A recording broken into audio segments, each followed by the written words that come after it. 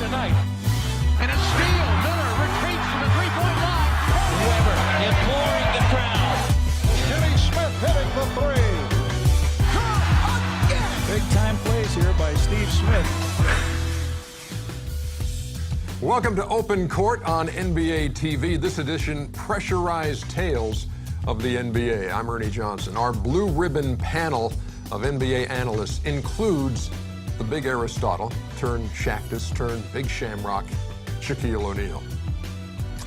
Hall of Famer, Dream Teamer, scratch golfer, Charles Barkley. What did he scratch? One of the greatest clutch shooters in NBA history, boom baby, Reggie Miller. Boom baby. Five-time All-Star, Rookie of the Year, and at 38, the youngest member of the panel, Chris Webber. In a 14-year career, he went to the playoffs 13 times. NBA champion, Steve Smith. Five-time NBA champion with the Bulls and the Spurs, and survivor of the mean streets of Pacific Palisades, California, Steve Kerr. And finally, two-time NBA champion whose Golden Gloves boxing career was cut short by A right hand. fear. Kenny the Jet Smith. In this segment, we're going to ask the fellas about something they all know very well: pressure. Yeah, watch out, C-Web. Box out, Robert Ory.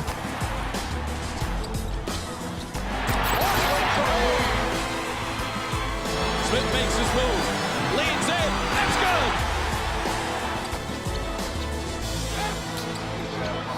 What is Dennis Scott doing, running with his head down? NBA Finals record.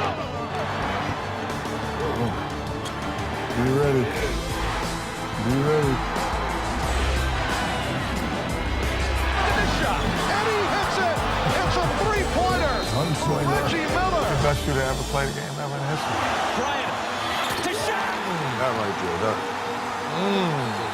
there. We are talking about pressurized games and the most pressure you've faced and what those situations are like. Steve Kerr, how do you define a pressurized situation, and what sets those games apart from others that you play? Well, it has to be playoffs. I mean, regular season games are, there can be pressure, but there's nothing like the playoffs. And to me, there's nothing like Game 7.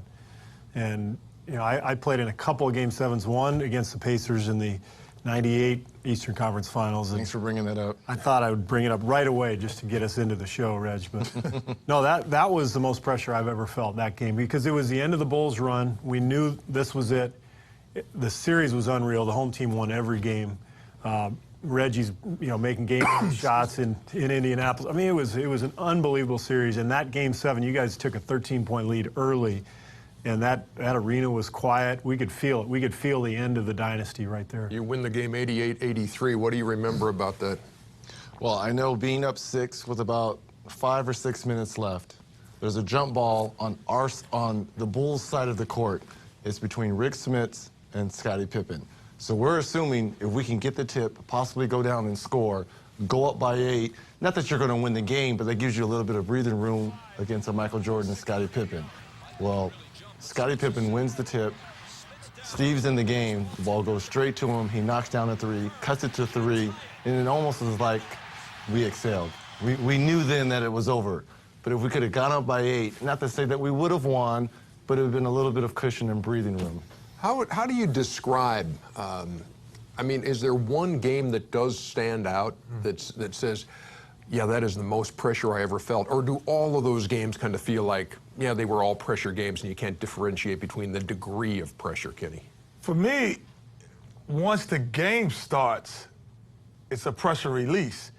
It's always like the pre-game stuff the night before and up to it. Like you don't feel the pressure of the game while you're playing it, to me. Even if a game is coming right down to it, if it's down to 10 seconds left in the game and it's a one possession, you say, especially, boy, this is a pressure moment. Most of these guys have been rolling when those moments are happening. So they're looking forward to getting the basketball or getting it in that moment, and you don't really feel the pressure. Only before the game you get headaches, you can't sleep the night before, you're antsy, you can't keep any food down, you're not hungry. And then when the game starts, it's like a release, and you're like, finally here. But the most fun game like that for me, actually we lost. It was Game 7 against Seattle, where that was the one game where for a whole half, every shot meant you go up one or down one for a whole half, and including an overtime. Where I had never been in a game where every shot, the crowd would go crazy, and it was so big of a play. But when you're in the game, I don't know if you feel the pressure. These two guys are right. There's nothing like a Game 7. Ain't nothing like it. And once the game starts, you're relieved because Steve had a great point, Game 7, but Kenny's point, the stuff in between Game 6 and Game 7, you ain't sleeping. You're not scared, but you're nervous. You can't wait for the game. You're like, man, can we play tomorrow? But that's like the longest 48-hour period in between Game 6 and Game 7. But you're so relieved when the ball is tipped off, because then you can just think about basketball. But the days in between in 6 and 7, it is the longest day in the world. It's the not knowing. Yeah. That's what it was for me, because you never knew what it, especially in playoff basketball, whether it's Game 1 or Game 7, you never know what's going to happen. Either you're going to take control of the series in Game 1, or if it comes down to a Game 7, either on the road or at home, it's the not knowing. It's listening to all the pundits on TV and reading the newspapers and, walking the streets and listening to people. It's the not knowing. Can you relate, Shaq? There's many different types of pressures. There's the nervous pressure, there's the criticism pressure, and there's the performance pressure. I can remember one time playing against Portland, and we were up 3-1, and then they came back and tied it. So now we had to go to the Game 7. That was really the only time I faced pressure. And then, of course, they choked at the end. And Shaq, really, I was hoping you were going to go there, because when you talk about pressure situations and you talk about being able to see the finish line right there, and here you are, Smitty. There's no choke. You're up 15 in the fourth quarter. We're up 15 in the fourth quarter, but when it comes down to it, and Shaq knows, 32 seconds left, I drive the basketball. how many seconds left? 32 seconds. I still remember. You sure about that? Kenny, I'm fouled. Steve, I'm fouled. And no call is, no foul is called. They were up 3-1. I think if we win that game, Shaq, we break up that dynasty of the Lakers. I agree, because, at that time, that was our, first championship. But before that, we always got swept. So, in the timeout, we went to the timeout, and Phil Jackson said, "This how you want to go out? All right, I'll see you next summer." And he kind of relieved the pressure when he said that, because he made us change our thought process at the time. Kenny talks about the pressure being between games and that kind of thing. Were you feeling pressure going into the fourth quarter at that time? Though you talk about what Phil said, but do you feel pressure right there and say, look, this is, we're about to go down here in our gym to these guys? Going into the game, of course, you're hyped, you're happy, we're at home. But in the fourth quarter, when you're down 15, you start to, not again. I'm about to get killed this summer again. Shaq doing this, Shaq, the Shaq and Kobe beat, here again. And then, Phil did what he did, and then we came back, and then, of course, they choked. Like I said earlier, we were able to win the game. I agree with everybody. It's no pressure like playoffs. But one asterisk is, I was in Washington, and we have to win one game to make it to the playoffs. And in Washington, we hadn't been to the playoffs, I don't know, since West Unseld had played. And so, being that we were young, and I came from another team that had won, and it was a bunch of young guys in the older league, and, we were going to get the Bulls next, which wasn't the best reward.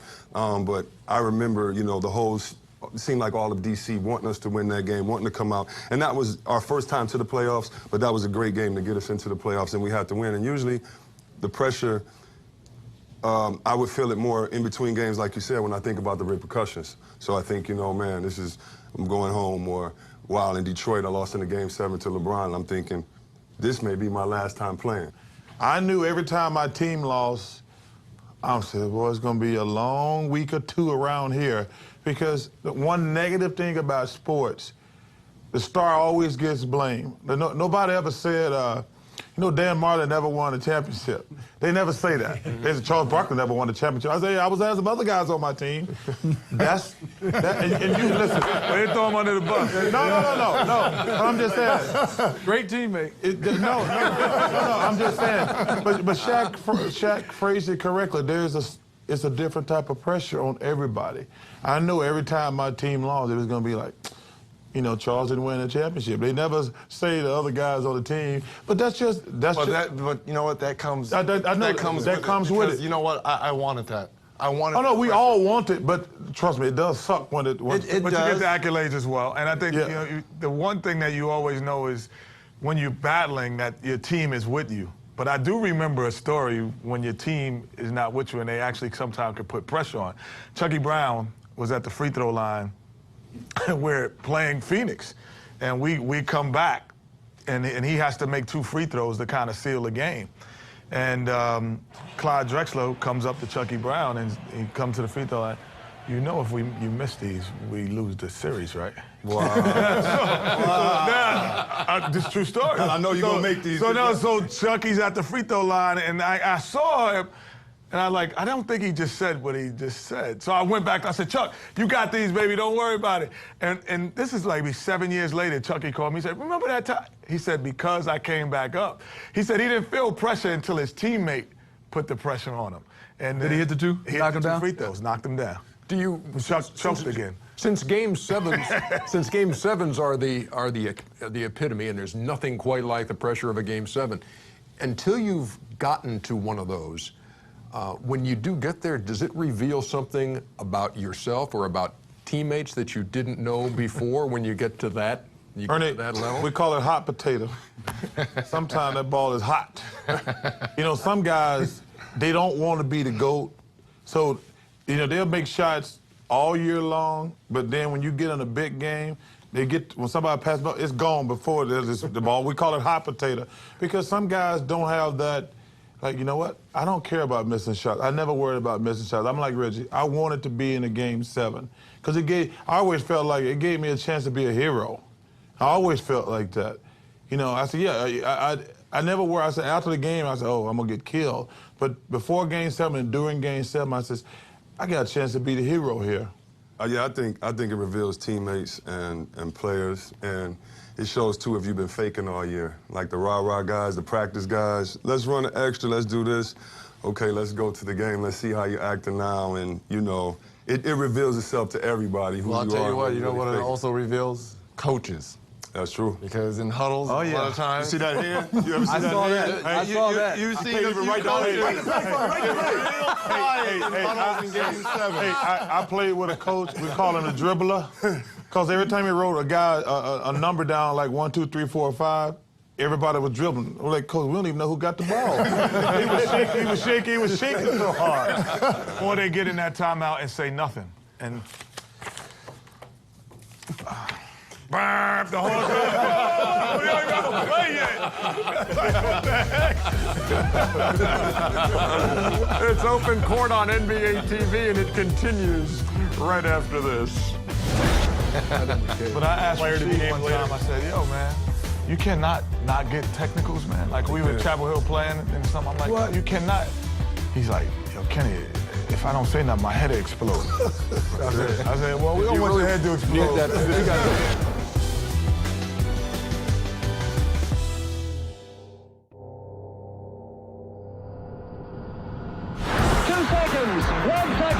West throws it up. He makes it. West threw it up and makes it. Won't start until it's... I was watching that game on a Friday night. Remember, that's when they be able to tape the leg. The fans was almost on the floor. Oh, right here. This is unbelievable right here. Crying right there. Isaiah hurt my heart. Here's your man, Bill Walton. Look how Kareem was open. Look at this. Don't jump. Yeah. Kareem was open. Yeah, wide open. Yeah. Comes into Jordan. Here's Michael at the front. The shot on Elo. Good! Doubles! Everybody thinks that's true. They get serving Jack. Brad Sellers won't leave him. He's like, no, let me go, man. I'm like, oh, that's Craig Elo, man. Foul. Offensive foul. Push off. Push off. Randy Brown, what was he doing? Walking to the locker room. He was Stumble. The ankle was killing me, Steve. The art of the clutch shot is what we're talking about here on Open Court. Reggie, you can start us off right there. That was another clutch shot. You made a career out of clutch shots. What's the key? I think Steve alluded to this the other day. You don't think, you just react. And the key is you've gone over these plays so many times in your head, and you just try to put yourself in the best position possible. In that particular play, I was so upset that Chicago had come back because I thought we had control of that game the whole way, and Steve and Scotty and Steve were fantastic down the stretch, and I was so upset that they had taken the lead, and I knew what the play was, and I knew most of the times when the game is running down, the officials like to swallow their whistle, as they call it. They're not going to call a foul, especially an offensive foul. So I knew they were going to switch because Ron Harper was guarding me. And I knew I was going to come up, and I knew Michael was going to switch onto me. So I was going to just shove him out the way because they weren't going to call a foul. You know what? This is great. I'm glad to finally hear this from you. You've never admitted that before. What did I admit? I just shoved him out the way. It wasn't a foul. Of course it was a foul. You shoved him out of the way. What about when Michael pushed Brian Russell out the way? That wasn't no foul. No foul? No, it's interesting because a lot of people say you pushed Michael Jordan. I was like, go in that locker room, because that's what all the media was asking me after the game. I was like, go ask Michael if I pushed off. Because to his point, do you think Ryan Russell? No, he got shook. There's a difference. No. He got thrown. That was more like a back. Kenny, I know you were North Carolina. No, that was a shake. Oh, no. Michael didn't get shook on your play. He got pushed. Brian Russell got pushed. He got lost in the pullback, and then he got guided after. I would say more guided. That was out and out. Always the key to clutch shot. You just have to have confidence. Because, first of all, when you're a star of a team, the ball's coming to you every night. But you can't ever lose your confidence. Because you just got to let it go. You can't think about it. Because we running a play for you, Chuck. We running a play for you, Reggie. Okay, I got to make this play. And I don't care how many I miss. I knew if you play the next night, you got to get right back up there. Visualization in sports is important in a lot of whatever you're playing. You hear it in golf a lot. You're standing on the tee box and you're visualizing how this is going to go. When you draw up a play and the horn goes and you're walking on, are you visualizing this is, because you kind of made mention of it. I knew they're going to come off. I knew Michael's going to be there. Are you visualizing every step along the way and saying, I know exactly how this is going to break down? Or are you saying, I'm just going to be ready in case? But you have to be ready because you don't know how the defense is going to play you. But Reggie said he knew exactly what was going to happen. You anticipate. Right. Yeah. Because you assumed what could and could not go wrong. And that's what I always like to think of, a couple steps ahead, especially on plays like that. Well, what if they switch out? But if they stay, I got to do this. What is my counter? So you're always thinking, but look, I've always played the 3-2-1 game growing up. So I always prepared myself that way of being in the backyard. 3, 2, 1, shot. The one thing that I always felt, being a guy who was supposed to take the shot, the guy who was supposed to wait and see if the other guy was going to take the shot, I've been on both kind of spectrum throughout my career. I always felt better when the coach drew the play for me. And it was like, okay, we're going to put it for you, and then we want you to make it. But when I had to wait, I didn't feel as comfortable shooting the shot because I wasn't sure what he was thinking when he was going to give it to me. Like when Steve, I think knowing that Michael said he looked for you, that made you say, okay, I have to be ready. But when they say, okay, we're going to open the floor up and run a 1-4 set and let Kenny go one-on-one, I felt better. If you say, okay, we're going to run a 1-4 set for someone else and you're going to stand in the corner and he wait, I didn't feel good taking those shots. I thought Charles nailed it. He said you just can't care if you miss, and you have to, and it's a really hard thing to do to get yourself in that mindset because what happens if you miss? Well, they're going to write about it. The fans are going to talk about it, talk radio, all that stuff. These days there's even more, media outlets. So there's so much pressure, and somehow you have to kind of filter that out and say, you know what? I don't care if I miss. Reg, you probably missed how many game-tying or game-winning shots? Yeah, I probably missed more than I've made. Remember Michael had that commercial, he talked about, I've missed 25 game-winning shots. But you have to have that mindset. But that's what separates the guys, though. I never, as great a clutch player as Reggie was, he just sit there and said he missed more than he made. And I probably did the exact same thing, but I never, I don't even think about the misses. I just think about the makes. Because when you get a chance, you make everybody happy in that locker room, in your city when you make a game-winning shot, you think about that more than you do the losses. The losses, when you miss a shot, you have to wake up the next day and say, okay, that's over with. Because it's going to happen. One thing about the NBA, you're playing 4 games a week. And if you're a great player or a very good player, the coach going to give you the ball most of the time. And I think also to add, Reggie, the elements of before you get the basketball, like Reggie knowing, I think for me it was always which teammate was making the pass, which teammate was making the pick. For me, Grant Long, I knew the guy was going to have a pick. There's some guys you know that was going to not really set the pick, so I know I had to slow up. I think it's so much in taking that last shot. I think most great players, when they catch it, they're fine. I think everything is thinking about before you get to that shot. I know for me it was, how am I come off the screen? Am I going to run fast? Is this guy stronger than me? And can I get open? And what kind of shot I'm going to get off? Because a lot of times you're running and curling, so now you got to come make up a shot that's not normal, not natural. And for me, Steve, like we said before the ball, I remember we played the Lakers, and you're saying who you want to set picks for you or do this. I knew I was going to take the last shot, and I'm thinking, if I get double teamed, who am I going to trust to shoot the ball? You know, because just as you have to take the shot, you know, it was only a couple people that, you know, we were wanting. So we ran the play in before the play and the timeout and everything, made sure that, you know, we had the guy next to us that did it. And coach can draw up a great play, but knowing the Lakers, knowing that they're going to have this, if they jump the play, who's going to be ready to do that? And so a lot of times, yeah, I'm going to take the last second shot, but in my mind, too, if I'm getting double teamed because of these guys, I need to know who's on the floor. So who wouldn't you pass the ball? No, I gave the ball to Mike Bibby. I made sure I told him that he has to have a move. I tried to fake and drive to the hole, and they would know that, and, you know, wanted to make sure he was there. Sometimes it's not a clutch jumper that tells the tale. Sometimes it's at the free throw line. Shaq, how much pressure did you feel at the free throw line when you knew they were going to send you to the line? Not a lot. First off, I would like to say that I've never been a clutch shooter in the league, but on Xbox, I'm deadly. You know, in being a fan and watching the game, I've always seen clutch shooters want the ball. I can remember an instance where Charles was playing the Spurs, and I don't know what play they called up, but I could see Charles get the ball and look up at the clock, and you could tell that he wanted it.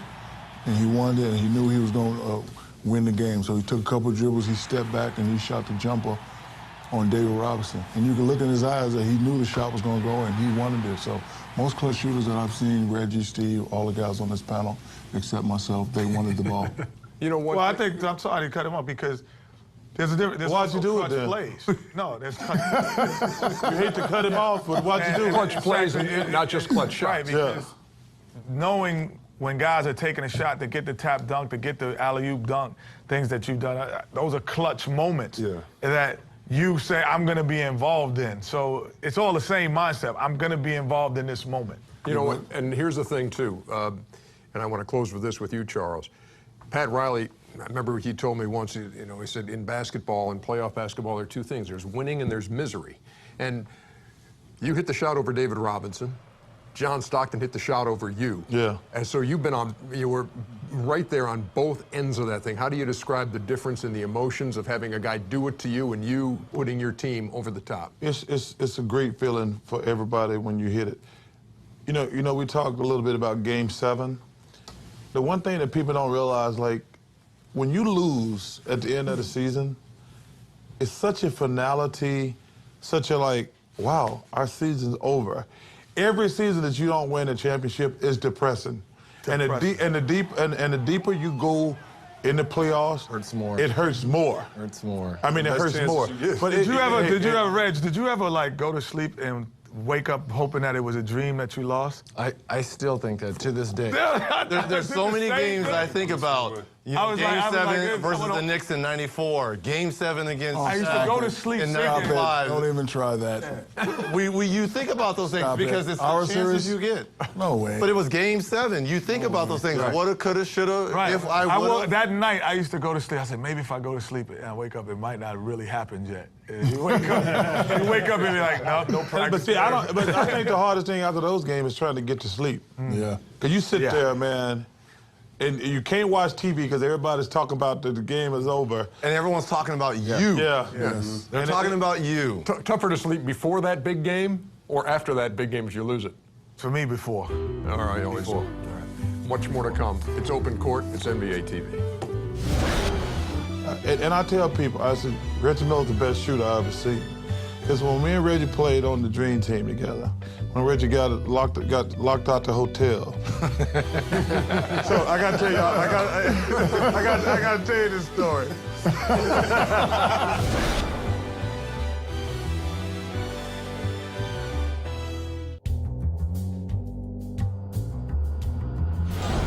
Bird has it. Y'all got Can you believe that? Yeah, What a game. One of the best highlights ever. see? No, yeah, see? They didn't push. That's not a push. Albert King. Barkley for three. Oh! Like you said. Yeah, like you said. You go off the glass, it don't count. What was that, hot play like that? Here comes the bow. Here comes the bow. Sam Mitchell. Like the movie TIE Fighter. You ready, Steve? You ready, Steve?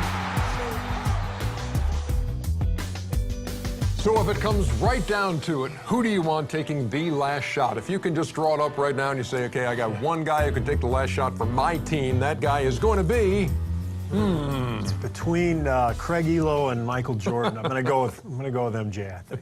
What makes him the guy? Or what makes anybody the guy you want with the ball in his hands in the last couple of The seconds? mentality that we've talked about of, wanting the ball and not caring if you miss and all that. But I think for the very last second shot, you really have to get the ball to a guy who can create a shot out of nothing, I think, because the coach can draw up the greatest play ever, but defenses are good, defenders are great athletes.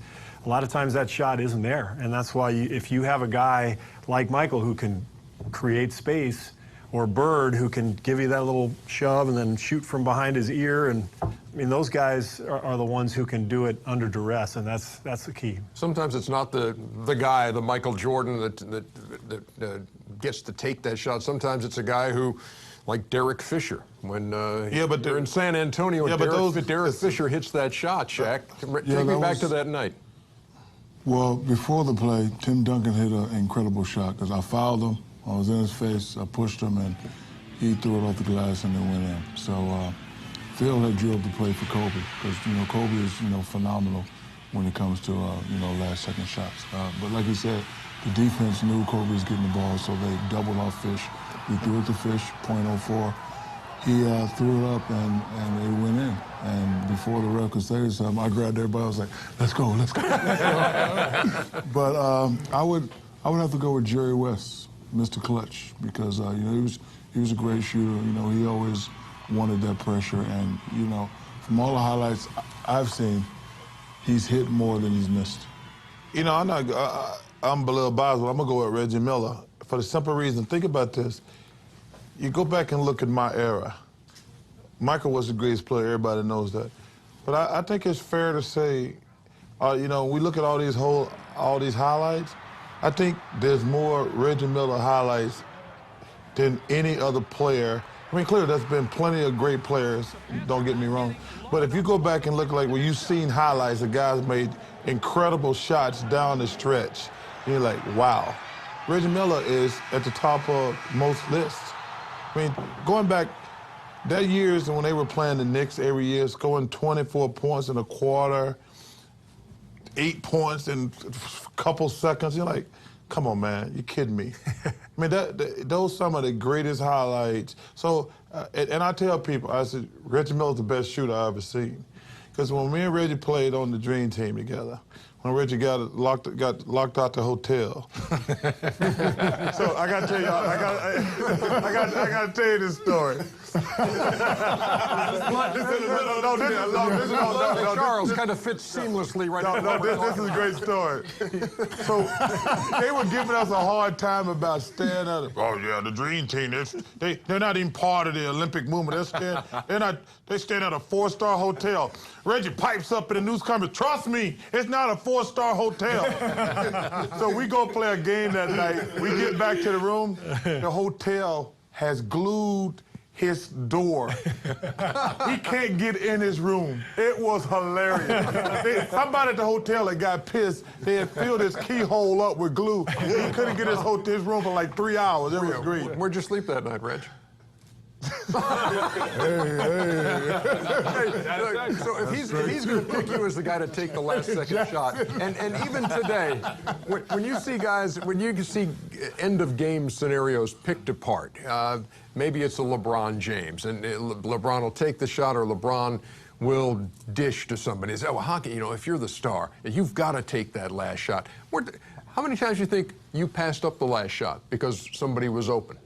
Maybe only a couple times, because I want the success. It's 50-50, and that's how I always broke it down in my head. Are you going to be the hero or the GOAT? One of the two. So a lot of times, even if it was a tough shot, I was going to take the shot.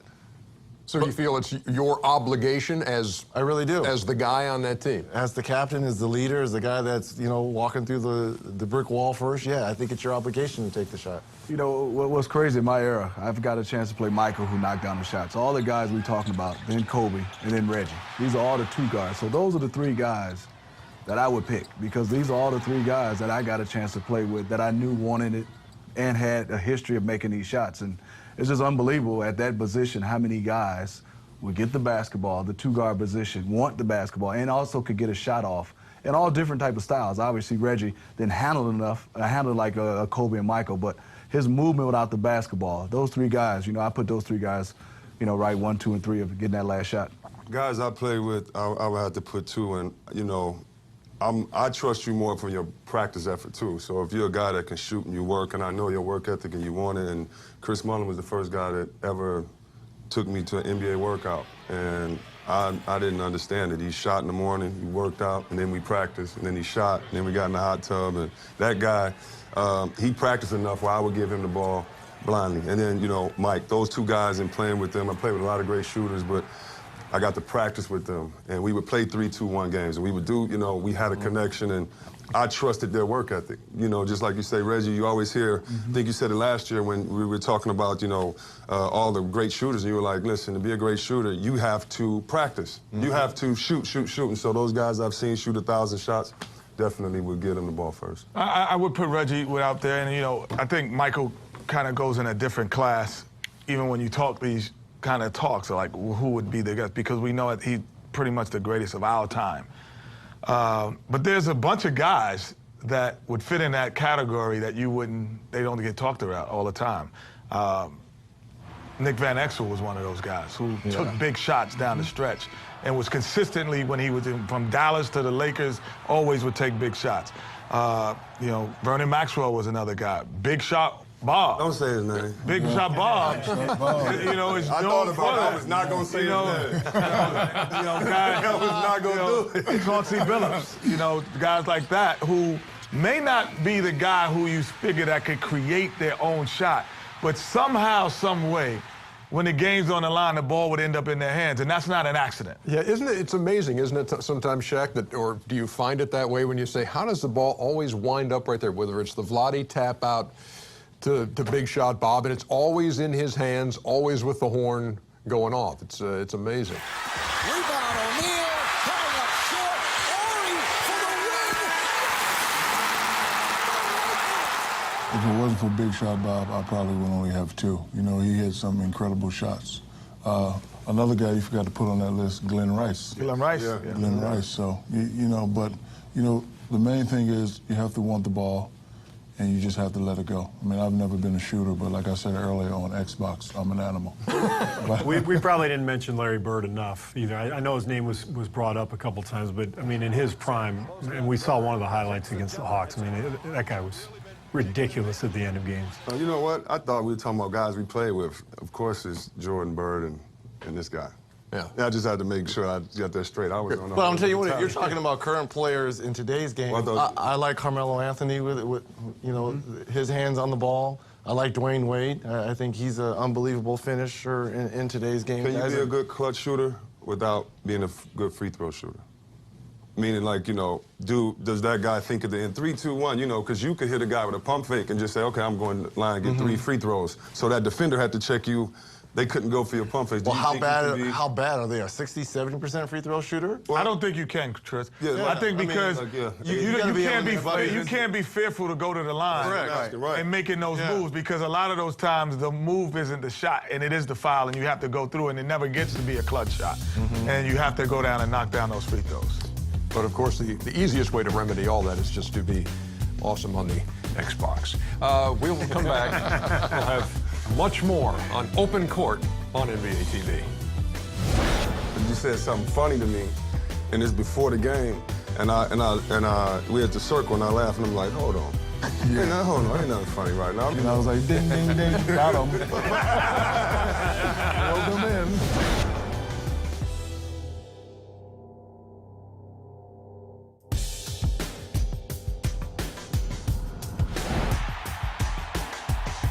Thank you. Hey, go.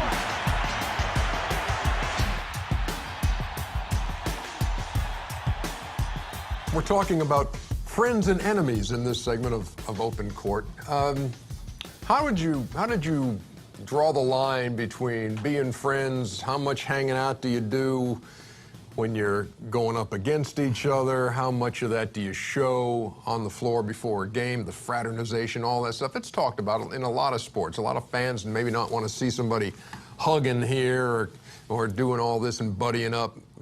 Was that difficult to get around, Charles? No, because first of all, you have to understand, Ernie, all the guys around your age, you played against them your entire life, so y'all are friends.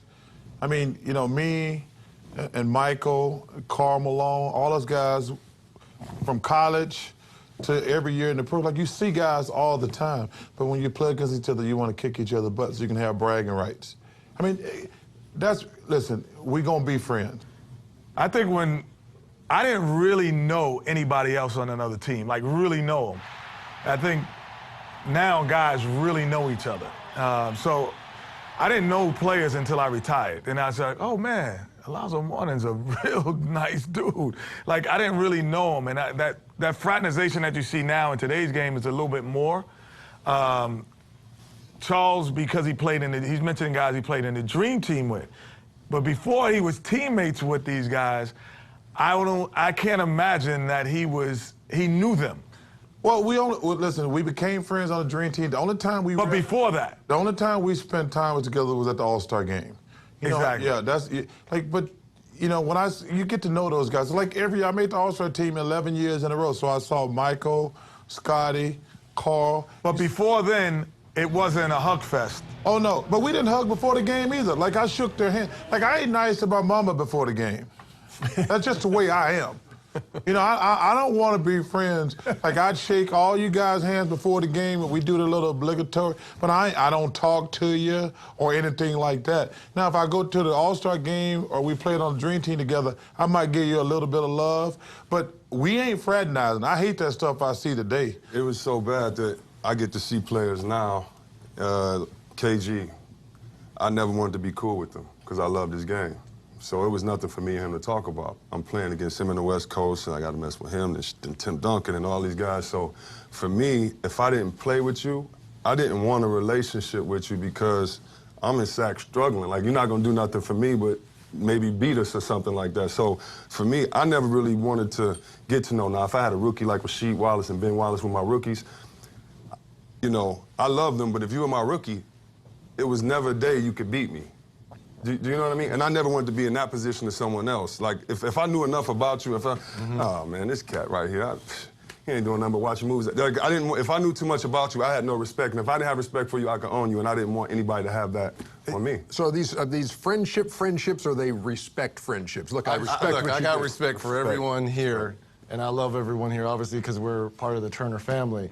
But you cannot tell me, to a man here, we did not want to trip, hit, hold, elbow to get one victory. We would do anything to get a win. What's interesting is, and I got so much love for Smitty, we were playing a playoff game. It was the best of 5. I had broken my orbital bone in my fracture, and I couldn't play the first 4 games. And Smitty was killing us, and he was killing Ricky Pierce, and Ricky Pierce was on his way out. and there was nothing I could do because I was just watching in street clothes, and I got a chance to play in Game 5 with the shades on. And me and Smitty went at it. I mean, you talk about some serious trash talking because I felt that he was ganging up on Ricky Pierce. But I've loved Smitty game all along.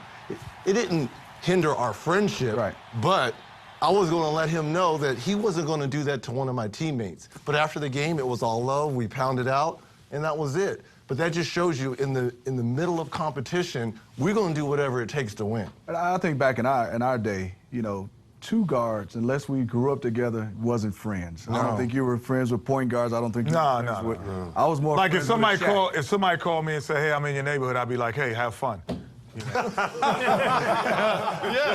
there you go. That's fine. Now you get it. There's a great story, but it's much too long to chronicle here. But we certainly get your point. You know, Chris made an interesting point. Like, if you like the guy and you respect the guy, you had to sort of make yourself not like him. And you know, the Ebonic word that comes to mind is friend to me.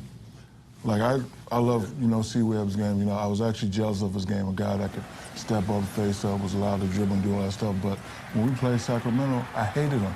I had to make myself hate him so we can go out there and battle. And his personality, I remember one game, you said something funny to me, and it's before the game, and we at the circle, and I laughed, and I'm like, hold on. Yeah. Hey, now, hold on, ain't nothing funny right now. I remember, look at this go. You know what I mean? And it's that type of, don't soften me up. And I was like, ding, ding, ding, got him. Rolled him in. I can tell you, I wanted to kill my trainer because of Reggie. Reggie Cole looking for his powder, and our trainer is looking for the powder. Yeah.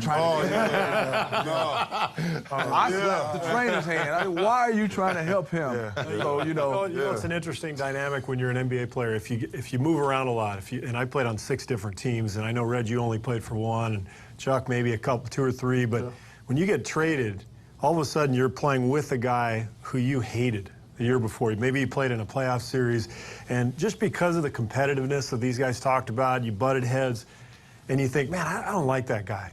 And now all of a sudden you get traded, and you realize he's a really good guy, you know. And I got traded to Portland for Steve Smith, and we had played them when I was with San Antonio in the playoffs, in the conference finals, I think it was. We had a battle, and I didn't like any of you guys. Then I get traded to Portland, and you know, Rasheed, Bonzi, all these guys I couldn't stand in the play. They were so much fun. I had a great time in the locker room with these guys. I mean, it just changes the dynamic entirely. You got traded for a white guy? what are you doing? It was Derek Anderson and Steve. Yeah, it was a black guy and a white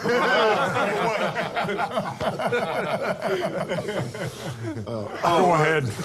It's Red Jawan, and we get Rasheed, and we all 3 are playing together, and they let Rasheed in the game. And Rasheed, you know how you have practices, scrimmages?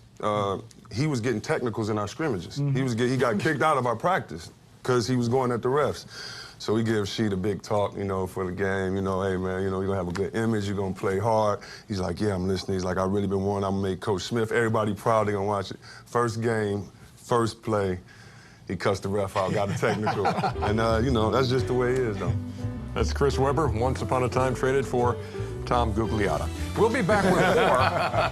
That's right. I was mad at him.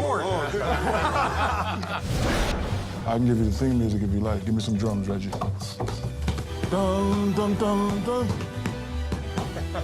Dun, dun, dun, dun. You want some more of this Charles Barkley egg? That's enough.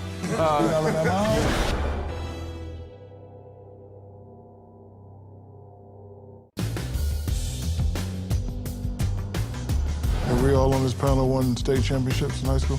I mean, nope. You? Yes. You? I lost in the state champ. I didn't play because I got. You lost, you didn't play with it. Yes or no? We've got much more Open Court. You can catch it on NBA TV and NBA.com. All right, I want to know, it doesn't have to be an NBA team. In fact, I'd prefer that it not be an NBA team because you don't root for NBA teams as NBA analysts. Who's your favorite team to root for outside of the NBA? This can be baseball, this can be football, this can be hockey. Who's you're a biggest fan of the? I already know. Sue! You know who Sue is? No. And Dominican? And Thank you. Dominican. You're Detroit Lions. the smartest football fan in here. Which one is that? Detroit Lions. Matt Stafford, Yeah. University of Georgia. Yeah, Megatron? definitely. We're going to win the Super Bowl this year. You heard it. here first. Megatron? Yeah, Megatron. I'm with Megatron's him. a I beast. echo that. It's been a difficult time being a Detroit Lions One fan. playoff game since '54 we won. Hey, first of all, y'all ain't in the playoffs. That's why nobody heard Y'all of- ain't in the playoffs yet. Barry Sanders. What? Y'all ain't that. Who's your team? Auburn, Alabama. Philly? The Dream Team? That's your team. No, right? you know what? That's your team, right? I gotta tell you my favorite. Here we go. He gonna jump all Here we over go. the place. No, growing up in Alabama, we don't have any professional team. My grandfather loves the Atlanta Braves. My grandfather he was one of the great people in my life. If I went down to his house 1,000 times, he had the Atlanta Braves on. Remember, they were America's team. They were on TBS, the Superstation. We buried him in his hat, his Braves hat. He had the worst looking Atlanta Braves hat. He wore it every single day. Would not miss a Braves game. And it was unbelievable. Knew everything. They knew every player on the Braves because he adopted them because we don't have any pro teams. How about you, Smitty? I'm going outside of pro. I'm going my high school, Detroit Persian, and Michigan State. We're about to play. Homer. Yeah, for sure. Okay. That's me. That's what being a fan is all about. Which team in New York is your favorite? Yeah. I mean, since you like every team in New York. I'm St. just John's, saying. John Law College. I mean, without outside of everyone knows the alma mater. You know, that's not even fair. Where'd you go? University of North Carolina. But I mean, the alma mater, you know, knowing that most of us are going to have an affinity to that. Detroit Lions, I don't understand that. But I would say, That's all right. I would say my favorite team to watch would probably be the Yankees. And the Mets. And the Said Mets. that earlier. Look, and the Mets. And the Mets. Yeah. Who's your favorite team, Steve? My favorite Shaq, team, go ahead. I'm going to have to go with the alma mater, LSU. I'm going to win a national championship. All right. Nothing to talk about. I can give you the theme music if you like. Give me some drums, Reggie. Dun, dun, dun, dun. Dun, dun, dun, dun. You want some more of this, Charles Barkley? That's enough. Alabama? Steve Kerr? Same, Arizona Wildcats. I left the bar early last night so I could go watch Arizona play Duquesne. So Yeah, I saw that That's how much it means. It was on at the bar. Anybody else? Huge baseball fan, as you guys know. LA Angels of Anaheim, but I've known them as the California Angels. I thought you were a big Ryan Braun buddy. I thought Milwaukee Brewers might be. They're my National Bronco League team. Brewers. They're no Detroit Tigers. But They're my National League team, but overall. All right. That was fascinating stuff. That's, that's Open Court on NBA TV. Way to pick every team in New York, Ken. No. Oh, my God. Oh, nice. Chuck Bryant.